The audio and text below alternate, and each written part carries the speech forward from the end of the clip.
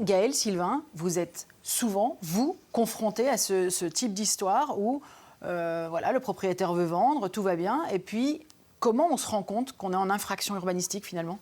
Je pense qu'on est souvent les premiers sur le terrain à le découvrir, Oui. parce qu'en faisant l'évaluation du bien, etc., on va, nous, dans ce bien-ci, on a très vite constaté que le dernier étage était aménagé en appartement, Oui. mais que ça ne représentait pas au niveau urbanisme un logement. Oui, Sylvain, vous parlez dans le reportage de fait, un droit de fait et de droit. De fait et de droit. C'est là que ça joue. Oui, exactement. Donc l'aspect de droit, c'est l'aspect juridique. Donc on fait appel à un architecte quand on fait construire une maison. Donc on a besoin d'un permis, on a acheté le terrain. Et donc là, vous avez des plans qui sont validés par la commune et par l'urbanisme.